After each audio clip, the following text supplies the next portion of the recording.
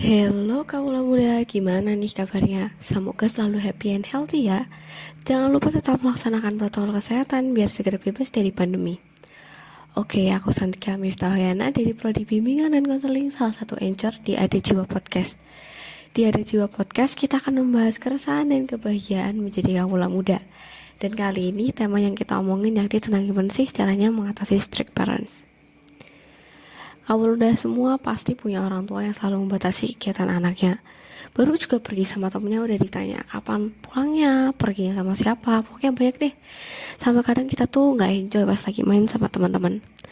Memang maksudnya baik tuh kan, biar kita selalu ngabarin orang tua dimanapun berada. Tapi yang namanya anak muda pasti ada aja tuh yang lupa lah, yang HP-nya lobet, yang gak ada sinyal. Intinya macam-macam alasannya. Nah, kalau udah gini siap-siap aja nih. Sampai rumah pasti dimarahin. Iya nggak nih? Aku aja atau kalian juga iya? Nah, dari sini pentingnya komunikasi antara anak dan orang tua terjalin dengan baik itu penting banget kan. Emang sih sifat anak itu nurun dari orang tuanya. Misal ayah atau ibunya ramah ceria, anaknya juga gitu. Tapi belum tentu juga loh. Kadang-kadang sifat anak itu bisa beda 180 derajat berlawanan sama orang tuanya. Kalau udah gini pasti komunikasi tidak akan berjalan dengan lancar gitu.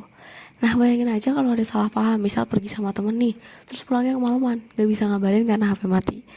Menurut si anak paling juga ayah atau ibu udah tidur nih, walau gak taunya di rumah tuh orang tua lagi ketar-ketir nungguin anaknya gak pulang-pulang. Begitu sampai rumah pasti ada salah kesalahpahaman antara orang tua dan anak.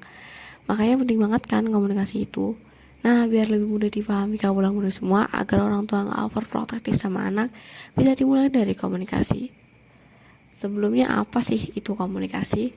Jadi secara etimologis kata komunikasi itu berasal dari bahasa Latin communicare yang artinya menyampaikan. Menurut asal katanya tersebut, arti komunikasi adalah proses penyampaian makna dari satu entitas atau kelompok ke kelompok lain, biasanya melalui penggunaan tanda, simbol, dan aturan semiotika yang dipahami bersama. Sebagai manusia, kita tuh gak bisa lepas dari zamannya komunikasi, terutama orang terdekat kita tuh kayak orang tua. Seiring berjalannya waktu, hubungan kita dengan orang tua tuh gak sedekat dulu gitu kan, di sekolah, di tempat les, dan macam-macam lah faktornya. Jadi membuat orang tua dan kita tuh komunikasinya jadi kurang lancar. Kita bisa menjalin komunikasi dengan orang tua di mana saja, yang penting nyaman. Bisa di rumah, sambil jogging, sambil berkebun, jalan-jalan, di taman itu juga boleh loh. Kita juga bisa berkomunikasi kapan saja asal tidak ganggu orang tua. Ya bayangin aja, lagi masak kamu ajak ngomong, pasti mama kamu jadi marah kan. Nah, berikut ini ada beberapa alasan pentingnya komunikasi anak dan orang tua. Yang pertama, membantu anak dalam mengembangkan rasa kepercayaan dirinya. Yang kedua, membangun rasa harga diri anak, membangun konsep diri anak yang positif. Yang ketiga, membantu anak dalam membangun hubungan dengan orang lain yang ada di sekitarnya. Yang keempat, membangun hubungan anak dan orang tua terasa lebih menyenangkan. Sebaliknya, komunikasi yang terjalin dengan buruk dapat membuat anak tidak menghormati orang tuanya. Sering terjadi pertengkaran antara anak dan orang tua dan perasaan tidak berharga pada anak. Komunikasi antara orang tua dan anak yang baik dapat mempererat hubungan orang tua dan anak.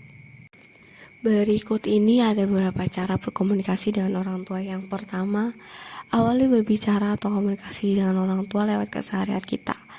Lakukan hal ini setiap hari. Semakin sering kamu melakukan sesuatu, semakin mudah. Jadi kalau kalian mau ngomong sama orang tua itu ya ngomong aja lewat keseharian kita. Yang kedua, jangan takut pada orang tua kita sendiri. Pasti kamu kan udah pernah lah dimarahi orang tamu. Kamu tuh gak perlu takut untuk mulai bicara dengan mereka lagi. Jika kamu mengambil tindakan untuk diam karena takut pada orang tuamu, hal ini menjadi lebih buruk karena kalian saling diam. Ingat, silent treatment itu sangat menyakitkan buat orang. Yang ketiga, cari waktu yang tepat untuk melakukan pembicaraan. Saat orang tua kalian sibuk, jangan ditanya sedang kata apa, sedang kerjain apa, pasti kan terganggu gitu. Mungkin kamu bisa menambah dengan sedikit pertanyaan, tapi jangan buat mereka terganggu dengan pertanyaanmu yang aneh-aneh.